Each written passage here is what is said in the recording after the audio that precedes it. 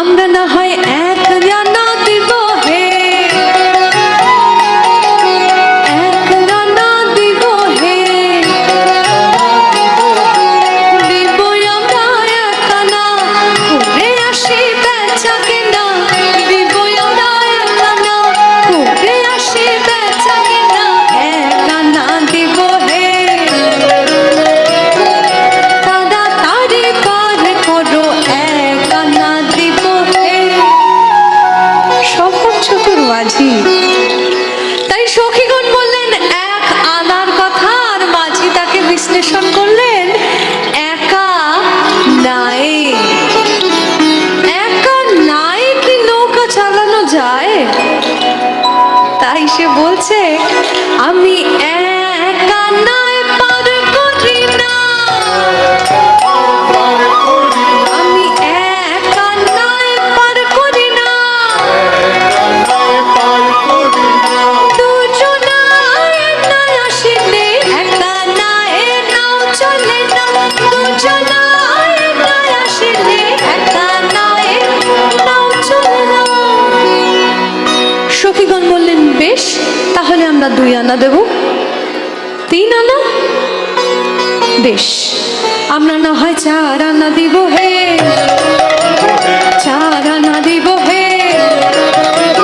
সখীগণ মিলে 4 আনা দিব হে, সখীগণ মিলে 4 আনা দিব হে, সখীগণ মিলে 4 আনা দিব হে। মাঝি বললেন আমি 4 আনা লই না, আমি 4 আনা লই না,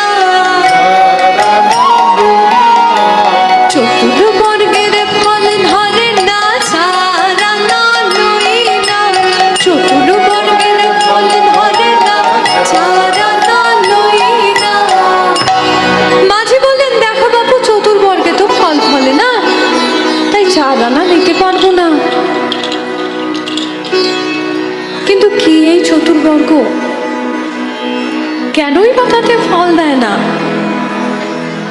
চতুর্বর্গ অর্থাৎ ভগবান বললেন ধর্ম অর্থ কাম মোক্ষ, যার বেড়া জালে কোনো ফলই ফলে না।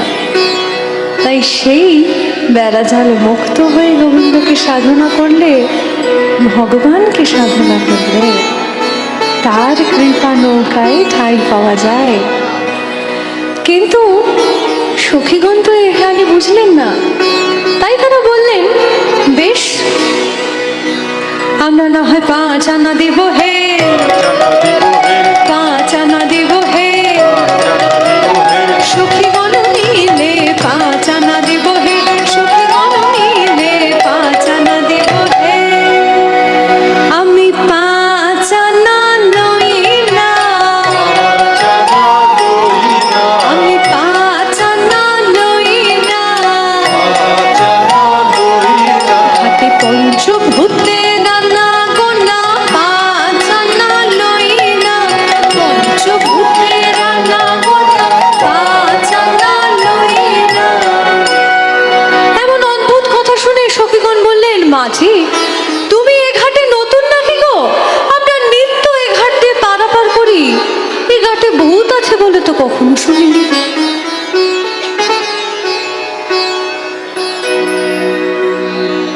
মাঝি বললেন পঞ্চভূতের কথা, আর সখীগণ ভাবলেন এ কোন ভূতের কথা। কিন্তু কি এই পঞ্চভূত? ক্ষিতি অপ তেজ মরুদ্ভম, যা দিয়ে আমাদের এই দেহ গঠিত হয়েছে। ভগবানের কাছে যখন যাই প্রার্থনা করতে, এই নিজের গণ্ডির বাইরে খুব কম মানুষই আমরা বেরোতে পারি, আর যারা বেরোতে পারি তারাই তো করুণা রূপ নৌকায় ঠাঁই পায়। তাই মাঝি বললেন এই পঞ্চভূতের ঘাটে নিত্য আসা যাওয়া, তাই কিসের মায়া? সখীগণ এবারও না বুঝতে পেরে বললেন তাহলে আমরা 6 আনা দেব, এবার তো পার করে দাও।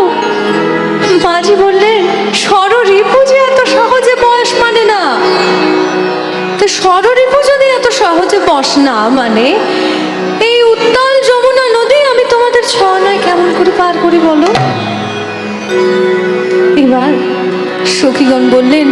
বেশ বিরক্ত হয়ে বললেন, আমরা না হয় 7 আনা দেবো, এবার তো পার করো। মাঝি বললেন, 7 সমুদ্রের ঢেউ লাগবে আমার জীর্ণ তরিতে, তরি যে ডুবে যাবে, তখন তোমাদের মহামূল্যবান প্রাণ যাবে, তখন কি তোমরা এই মাঝিকে ছেড়ে দেবে? কলঙ্ক তো এই মাঝির নামেই আসবে। তাই বাপু 7 আনায় তোমাদেরকে পার করতে পারবো না। এবার সখীগণ বললেন, বেশ, আমরা না হয় 8 আনা দিব হে, 8 আনা দিব হে, অষ্ট সখী মিলে 8 আনা দিব হে, অষ্ট সখী মিলে 8 আনা দিব হে, অষ্ট সখী মিলে 8 আনা দিব হে। 8 আনা, 8 আনা নিয়ে আমি কি করব? 8 আনা মানে তো যাকে কেউ টানে না, টানা। সখীগণ বললেন, 8 আনার কথা, আর গোবিন্দ বলছেন টানা। তাই বললেন, 8 আনা, 8 আনা, 8 আনা, 8 আনা, কেউ টানে না প্রাণের টানে, 8 আনা, 8 আনা, কেউ টানে না প্রাণের টানে, 8 আনা, 8 আনা। একথা শুনে সখীগণ বললেন, মাঝি তুমি 8 আনা মানে বোঝো না? 8 আনা মানে হলো 1 টাকার অর্ধেক গো, অর্থাৎ খণ্ড টাকা। কিন্তু যিনি অখণ্ড চৈতন্য, তাকে কি আমরা খণ্ড দিতে পারি? তাই তো তিনি বললেন, আমি খণ্ড তো লই না, আমি খণ্ড তো লই না, অখণ্ড চৈতন্য আমি খণ্ড তো লই না, অখণ্ড চৈতন্য আমি খণ্ড তো লই না।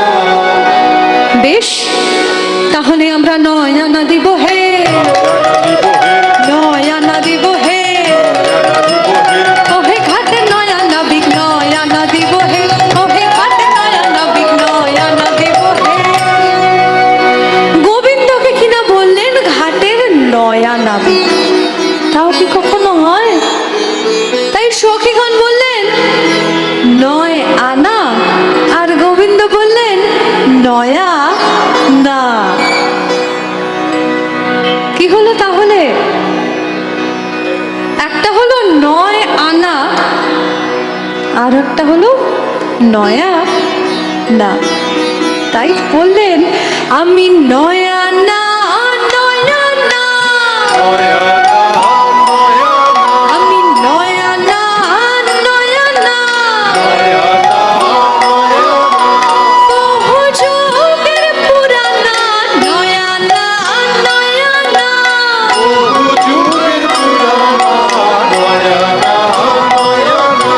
যুগে যুগে পার করি 9 আনা, 9 আনা, যুগে যুগে পার করি 9 আনা, 9 আনা। সত্যি করে বলো তো মাঝি, তোমার ঠিক কি চাই? কোনোটাতেই দেখি তোমার হয় না। সখীগণের কথা শুনে গোবিন্দ বললেন, সত্যি বলি আমি কি চাই? তখন তিনি তার আপামর ভক্তগণের উদ্দেশ্যে সে কথাই বললেন, সে পথ দেখালেন যে পথে আমরা ভগবানকে পেতে পারি, যে পথে আমরা তার কৃপার নৌকায় ঠাঁই পেতে পারি। কি সেই পথ? তিনি বললেন, তোমাদের 16 আনা দাও না, তোমাদের 16 আনা দাও না। কিভাবে দিলেন 16 আনা? তাও বললেন, 10 ছয় যোগ করে 16 আনা দাও না।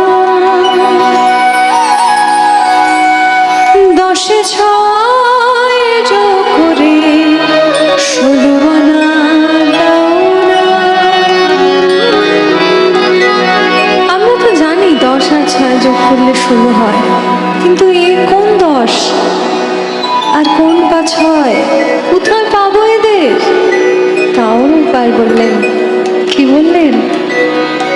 বললেন 10 ইন্দ্রিয় আর ষড়রিপুকে একত্রিত করে 16 আনা সমর্পণ করলে তবে যে গোবিন্দ কৃপা পাওয়া যায়।